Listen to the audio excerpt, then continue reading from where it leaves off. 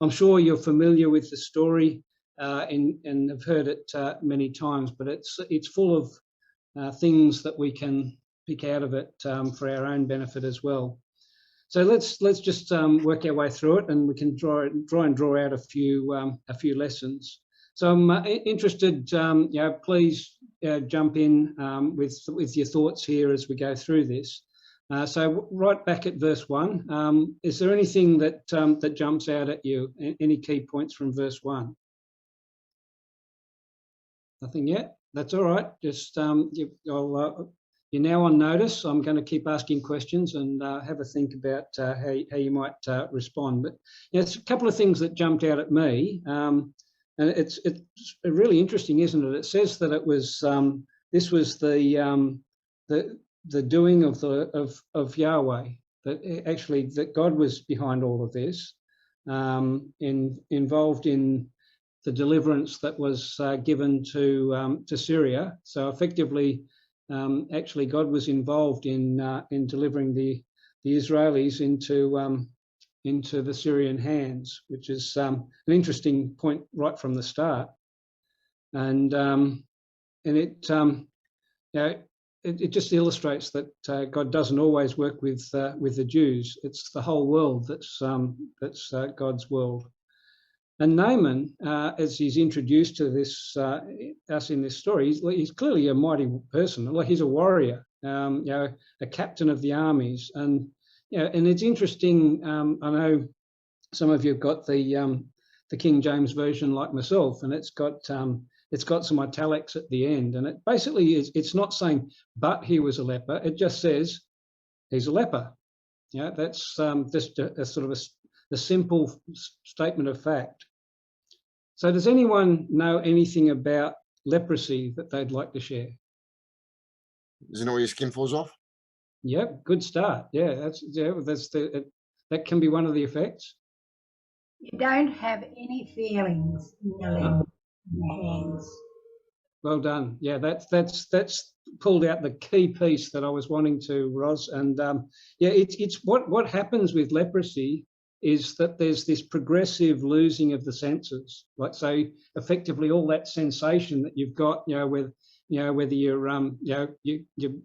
you're being cut or burnt or whatever, all of those senses start shutting down, and so a lot of the damage and a lot of the skin damage that John's describing is really actually self-inflicted, but because the person doesn't know that it's occurring, and they start hurting themselves without even knowing. And the reason the Bible picks it up as a great symbol for our sinful state is because that's what it's like this progressive losing of our senses, and effectively we start hurting ourselves without knowing.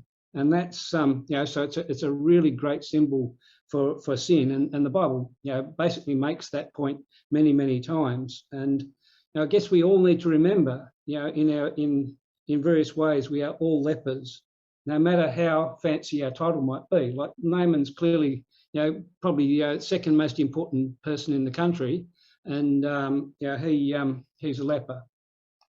Okay, so the next bit of the drama that we're introduced to, is when we've got all these characters that keep sort of moving into the scene, is the maid. And keep in mind that lots of the Israelites had been taken captive.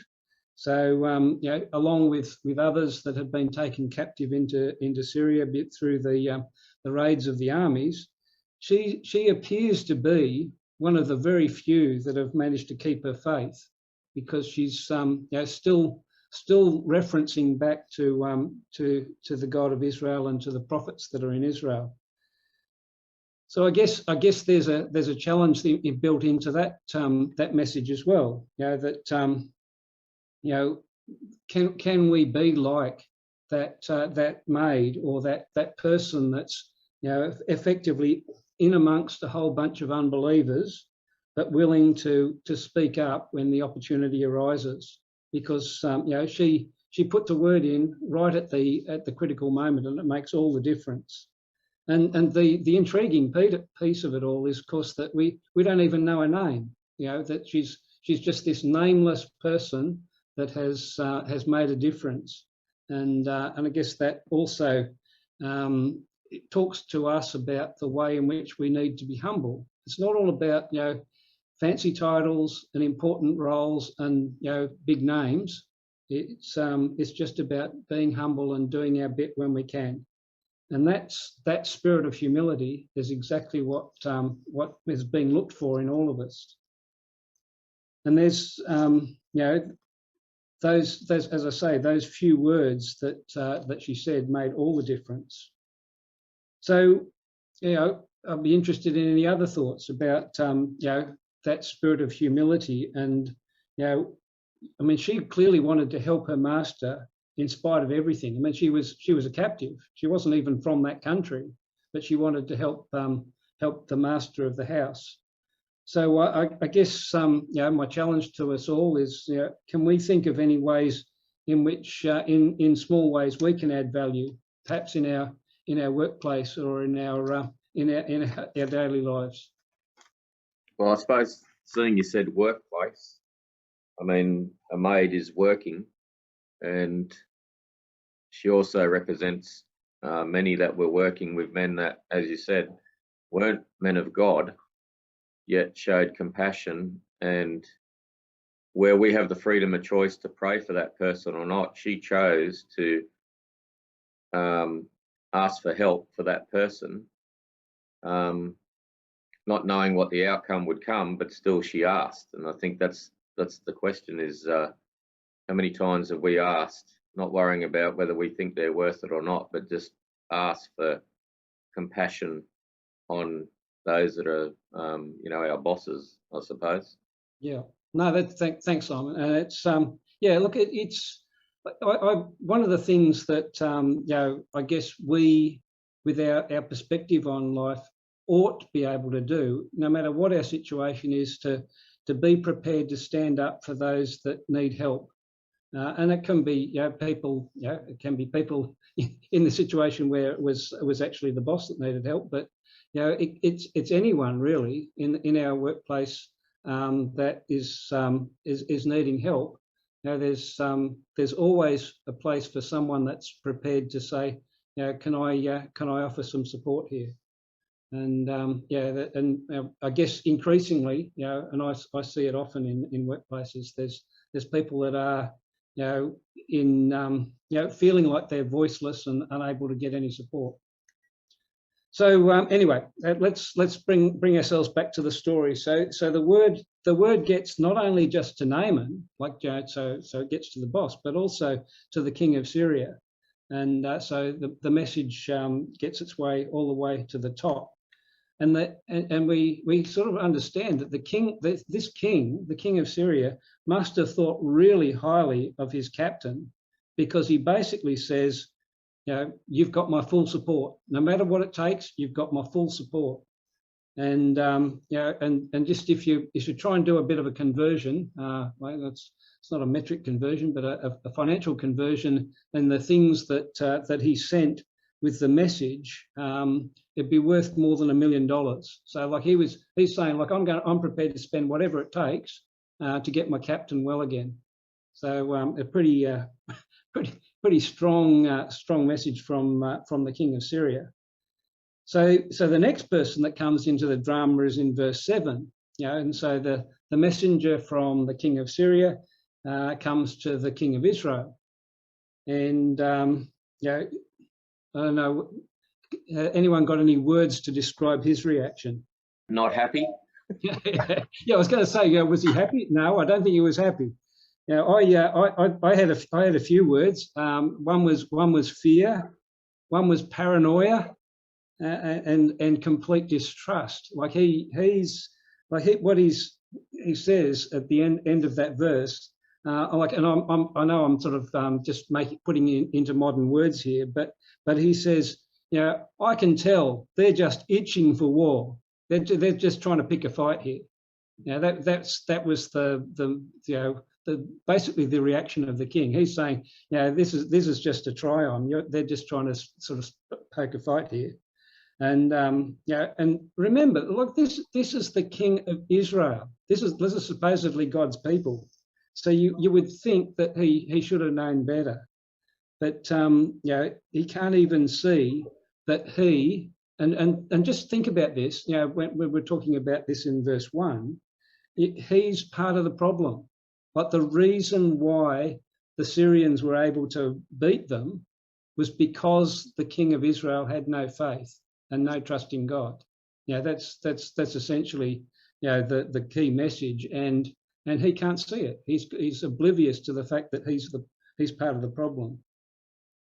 And I guess and I'm doing a fair bit of, as you can tell, a bit of reflecting on how it applies to us, and I wonder if that sometimes can be us too.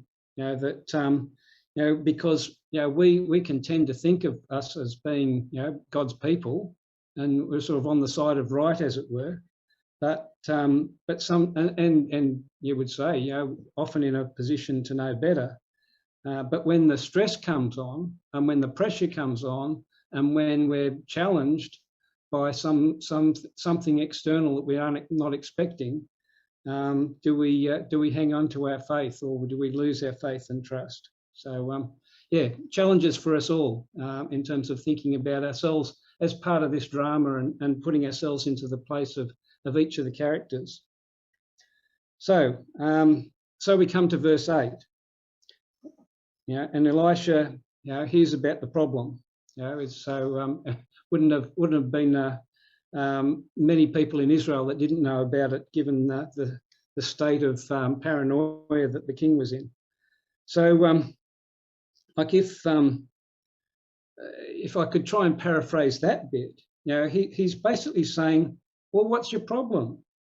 Even though you seem to have forgotten that there is a God on our side, it should be able to be solved fairly easily. And he's really having using the opportunity to confront the king with his lack of faith and trust, and sort of a little bit reminded, I suppose, of Jesus and the disciples, and he's saying, where's your faith? What happened? Why are you so fearful? And Elisha was doing a bit of that with his king. And so anyway, so that's the point where we've got Elisha sort of saying, well, I'm offering to help here, and so in verse 9, Naaman, the super warrior, the super captain, the second in charge of the whole country type of thing, arrives with all his horses and his chariots and his servants and his soldiers and his gifts. It would have been a huge retinue of people that turned up, and he would have proclaimed his arrival. Would have thumped on the door and said, "I'm here," and he would, this was a man that was used to getting what he wanted. I guess we've all come across people that are think of themselves as pretty important, and Naaman's one of those sorts of people at this point. The reason I'm sort of bringing it out so strongly is because in verse 10, Elisha, in his wisdom, and his reply, he doesn't even answer the door. He just sends a messenger, and he's not even going to come to the front door and say hello. And he just sends a messenger and says, off you go. And this is not about you. It's not about me. This is all about God. Goodbye. Basically, that's what he does. It just says, this is not a place for saying how important you are. In fact, you're going to have to learn something about humility, and see you later. So you can imagine, in verse 11, it's sort of, and I know it's very sort of politely and sort of kindly put as we read the record, but you can imagine the reaction of Naaman. Like, he's used to getting what he wants. Does anything stand out to you in verse 11?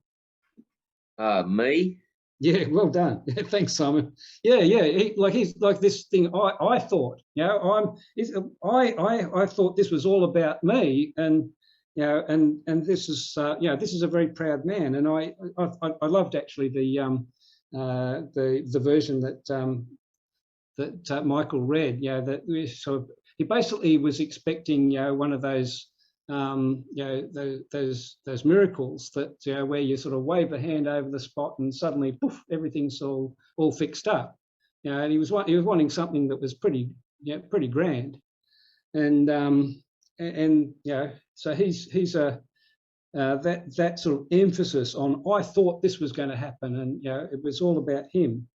And those of you, and I know some of you have seen the Jordan River, would know that it's a pretty sort of muddy sort of a river, and not necessarily something you'd want to be jumping in every day. And it's and particularly in the spot where they were, and I'm sure that there's plenty of cleaner rivers for them to wash in. But Naaman says, "Oh, I'm not going to put up with this embarrassment. I've heard enough. I'm gone. I'm out of here." And it's a bit like in our day and age. You know how, like, when a foreign country gets insulted, and they'll withdraw their ambassador and say, right, okay, we're taking our people away from you. We're not having anything more to do with you. Well, it's a bit like that in this situation. Like he's saying, this is a political snub, basically saying, right, you dirty people, I don't want to have anything more to do with you, and I'm completely insulted. And it's funny, isn't it? How sometimes we can expect our the things that happen with us to be really fancy and momentous. And I'm sort of, it says a lot to us, in terms of us, personally reflecting here and lessons for us. It says a lot to us about baptism. I mean, clearly there's a whole bunch of messages in this story about baptism, but baptism, as we know, is a simple and humble act.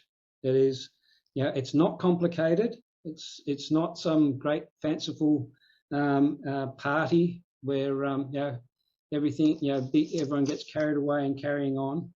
It's just humbling ourselves and saying we are full of sin and we need God's help to be clean. That's basically the underlying principle. And Naaman is still sort of learning, I suppose, at this stage what that's all about, because he's looking for a quest. Like, if you'd asked him to do, as was pointed out to him in the next verse or so, if you'd been asked to do something really, really hard, like climb to the top of the highest mountain, you probably would have done it. But this is all too simple, and I guess that's the point. And this is the challenge for us all in terms of humbling ourselves and sort of pointing out to people what baptism's all about. It's not some huge, difficult task, but it is a process of humbling ourselves and saying, we're willing to submit and do it God's way. And and God can easily fix up all of our problems. We just have to be willing to do it differently and to do it His way. I think it was interesting that Elisha didn't actually see Naaman. He had to have faith. Good point, Ross. It's and which is and that when we sort of translate it into the into the baptism parallel is exactly the same. Like there's so much we have to accept in faith and just be willing to submit, even though it might seem like a bit of a embarrassing thing to go through. Yeah, but why didn't he see him? So why didn't Naaman see it? Yeah, well, why didn't Naaman go and see him? Well, why did he send a messenger? Okay, so just catching that up. So Naaman's arrived at Elisha because he's been told that Elisha's the person to fix him up, and he comes with all his presents and all his things, expecting to be a big fanfare and a big ceremony, and it turns out that Elisha doesn't even come and see him. And the reason Elisha doesn't come and see him is because Elisha's saying, this isn't about me, and this isn't about you, this is about God, and you need to accept and do it God's way. And that's sort of a little bit like, as Ros was pointing out, it's like that for us too. We have to do some things in faith, even though we can't see God ourselves. So, and it's also, it's like a comment on the right sort of people and the wrong sort of people. Like there's many times, and I'm sure you as well have seen situations where, proud and overbearing people are put into positions of power. I'm sort of reminded of there's a verse in Ecclesiastes chapter 10. I'll just I'll quickly go there for you. Ecclesiastes 10 and verse 16. And it says, "Woe to thee, O land, when thy king is a child." And the reason they're saying woe to the country is basically when a leader is not able to exercise self-control, then everyone suffers, and they end up sort of following all sorts of whims and ideas without thinking about how they're going to be of any use or help to the people. So it's unfortunately so often the wrong people get into positions of power.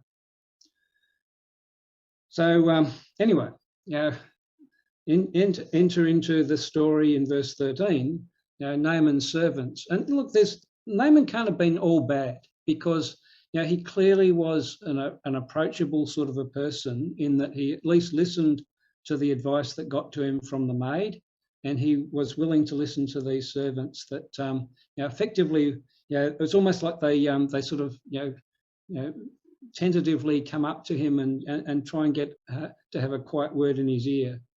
And we can reflect on that too. I mean, we too can change the course of history. And in this case, it did change the course of history. But it doesn't have to be in big ways.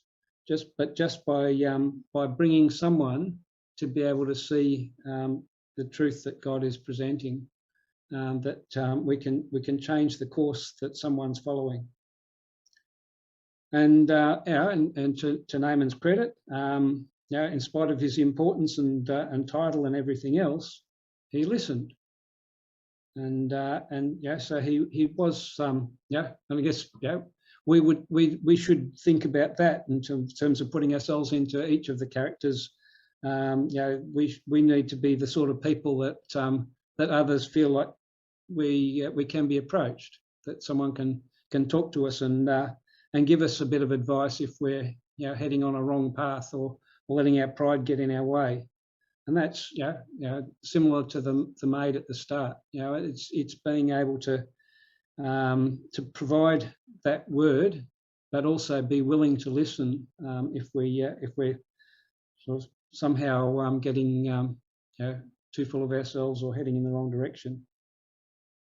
So I guess we need to reflect on that and say, well, no matter how prickly we might feel, or what sort of noises are going on inside our head, let's resolve never to be too proud to listen to good advice.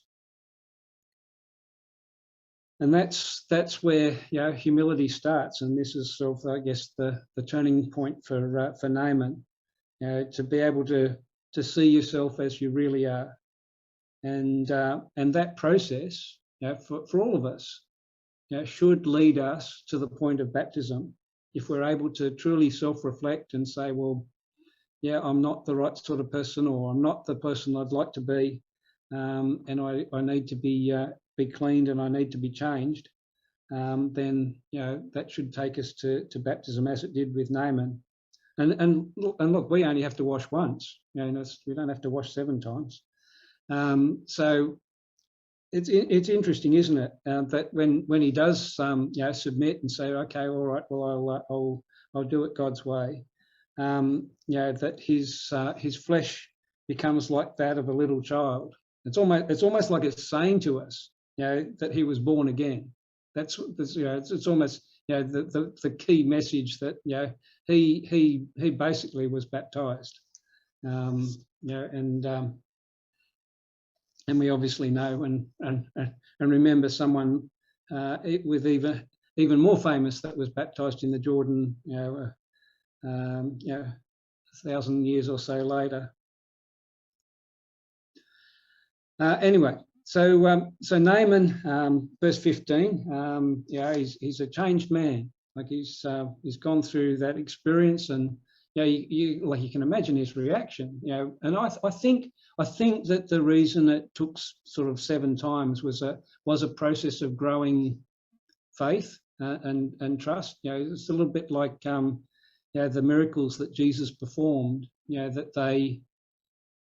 He needed the person that was involved to have faith, and I think his faith would have been growing as he can sort of continue to demonstrate that he was willing to submit. And obviously we all should be changed when we come to see the truth of the situation. And so he's like a new person, and quite literally, and he returns to Elisha. And he gives, effectively what would have been, his first public address following his baptism. He proclaims that there is no other God. In spite of the fact that they had all sorts of idols in his country in Syria. This important captain there in verse 15. He calls himself Elisha's servant at the end of the verse. So he's now saying, I'm nothing. I'm your servant. And so you can sort of see how he has actually developed that right spirit of humility. And rightly so. In verse 16, Elisha says, this is not about me. Just as I told you, this is not about me at all. This is only about God, and so I'm not going to accept anything from you. This is not as if there could be some sort of payment to me. This is all about God, is what Elisha's saying, and I guess and I'm trying to draw out things for us to reflect on as well. It's not about us measuring, perhaps the number of converts that we might have accumulated over our life in the truth, as if somehow that reflects on us. It's nothing to do with us. This is all about God, and so we should always retain that spirit of humility. So and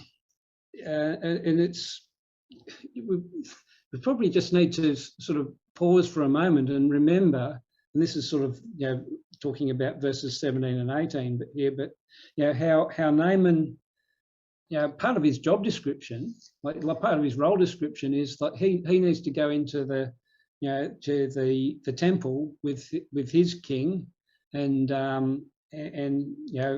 basically support him when he's giving his offerings to the idols. So that's his job. He has to support his master himself when they're offering to the idols, and so he's feeling conflicted. He's saying, this is I feel a bit awkward here. I'm going to end up going into this idols temple and supporting my master, and I now realise that there's only one God, and that's the God of Israel. And so he says, in future, I'm only going to worship the true God, and I'm going to show that to those that are around me that I'm different, which is a wonderful, I guess, testament from Naaman to Elisha. But he's also saying, look, I still need to do my job. I'm feeling a bit awkward about this. I just don't believe it anymore. Was effectively what he's saying. So I guess I wonder if there's any situations that you can think of where in your lives where you end up just sort of needing to do your job, even though it feels like you wish you didn't have to. Every morning when I wake up. I sort of wondered whether that was going to come. Yes, but look, there's I'm not going to put everyone on the spot, but it's one of those things where we've all got we still need to navigate our way through our daily lives and situations. We might see things, we might hear things which we wish we didn't see or hear, and we need to be able to be able to put that in perspective and say, well, actually, that's not who I really am. And and Elisha in verse 19, he doesn't sort of add to the load of Naaman. He can see that he's a changed person, and he doesn't even criticize him. He just says, go in peace. You will sort it out. You will find a way that makes it work. And that's I guess the challenge that we've all got, is to be able to navigate our way through. It's as we said in one of our other classes, we still need to be in the world, even though we're not, actually part of this world in terms of where we're headed for the future. Okay, so and we could almost wish that the story ended there, couldn't we? Because it's a great story. It's a really nice turnaround and something for us all in there. But to be fair, we don't hear of Naaman ever again. Like that's it. That's the Bible record of Naaman. So all we can say is that and maybe this was his influence, but that there was a break in the hostilities with Israel at this point. So essentially, I think they stopped raiding Israel and stopped taking captives for a period, and maybe that was Naaman's doing. And that I guess if that's us in our new life, we do need to be a different person, and it starts right now, in the sense that as soon as we make a determination and a resolve to be different, then we can start being a different person. But unfortunately, it wasn't the case for Gehazi, so we sort of, in the last few minutes, we just sort of talk about Gehazi and almost what a contrast he was with the maid at the start of the chapter. Because what he essentially says, is what these Syrians, they're our enemies. We hate them. We hate these Syrians, and all that prejudice comes out about sort of these are not worth. These aren't God's people. We don't care about them. We need to not even bother considering these sorts of people. And in fact, we should be taking advantage of them. And so the whole prejudice, but also the greed starts coming out.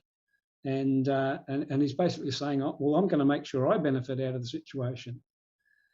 And I'm not sure what all the various versions say. My King James version says, as the Lord liveth, I will run after him, which is very, very politely put. But what he was really saying was, but by God, I will get what I can. That was what he was actually saying. And I'm going to get what I can out of this situation. And so obviously he runs after Naaman, and he says, oh look, something's just come up. Now, and all we need is 50,000. That's all we need. Just a small bit of what you've got there. And Naaman, still being the, completely impressed and sort of taken back by his turnaround and new life. He says, oh yeah, be content, take twice as much. And so he's basically quite happy to give as much as he possibly can. And I guess so we all get something out of that. We all probably can get to a state where we think we deserve more out of our situation, and I guess we just have to remember that we have to trust God. And I guess sometimes we feel like we need to provide a better outcome for ourselves rather than just be content with our lot. And I guess that was where Gehazi got to, was saying, well, I want to do better out of this situation, and I'm happy to take it into my own hands rather than trust God to help me out. And and I'm not sure how many of you have got margins in your Bible, but in my margin, it makes it clear that Gehazi, in taking this stuff, he doesn't just sort of take it behind the door. He actually puts it in a secret place. Like, he actually hides this stuff, in a very secret place that effectively was for his purposes only. So anyway, so we get to the final part of the story, and so Gehazi comes back, and he stands in front of Elisha again, and if we had been in Elisha's place at that point, we might have wanted to confront Gehazi and say, well, you've spoilt the whole point of what I was trying to make about this not being about us and it's about God, and you've completely messed up the whole message here in terms of what the way you've handled this. But he doesn't confront Gehazi with that, much as would have been my instinct, and just sort of like let him have it. But instead, Elisha's got the wisdom to ask about what's really inside Gehazi's heart.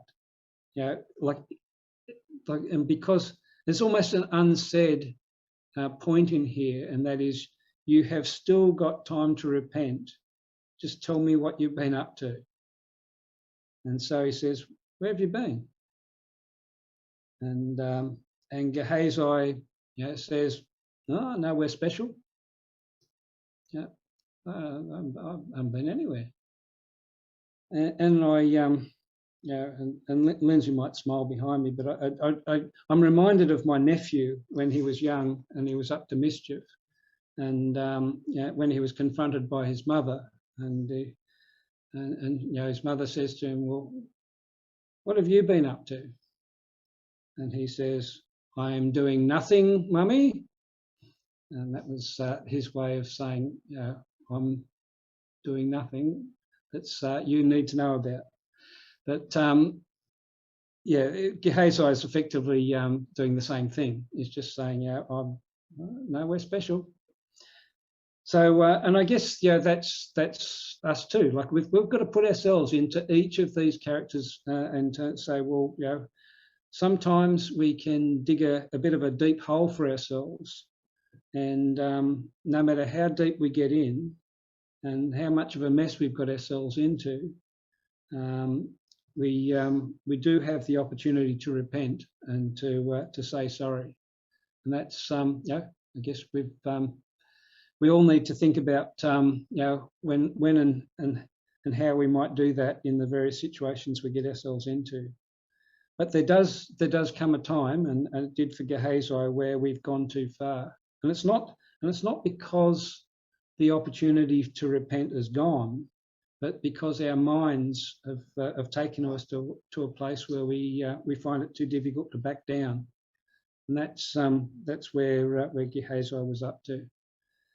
And so in verse 26, Elisha, he says, clearly these aren't the things that, that Gehazi got from Naaman, but he reveals that in his mind's eye, he could see everything that he was up to, everything that he did, and everything that he was planning.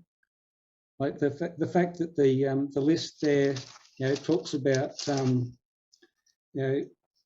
talks about olive yards and vineyards and sheep and oxen and men servants and maid servants. I mean, none of those came from Naaman, but all of these things were in Gehazi's mind. This was what he was really after. He was effectively, what Gehazi wanted was everything that Naaman stood for. All of that wealth, all of that power, all of that prestige, and so all of those things, the olive yards and the vineyards and the sheep and the ox and all the rest of it, were things that he was wanting. And I guess that that can be us too. Like the not realizing that Jesus can see everything that we're up to, not just like everything we're up to, but everything that's going on in our heads. All of the things that we truly are wanting. All of that is visible to our Master, and he can see right into our hearts. And so, as I've said, Gehazi wanted what Naaman had, and he gets it in the form of leprosy, and so essentially it became a transaction. That you take this, if you like, take everything the world has got to offer, and take advantage of others for your gain, and you're going to get more than you bargained for. And that's what happened to Gehazi. And as Jesus has said, we reap what we sow. So that's the story. It's full of drama, lots of lessons for us. Hopefully, you all got something out of that. My final thought provokers for the night and questions for us to reflect on. I guess do the challenges of life, and we all have them in various ways and forms. Do they make us or break us? Effectively, are we a Naaman or are we a Gehazi? And I guess, do we trust in our own strength? As we sort of saw tonight, that Naaman learned a different way. And are we prepared to listen and respond? I guess the whole question of how is your faith? How is my faith? So thanks, John. That's our class for tonight.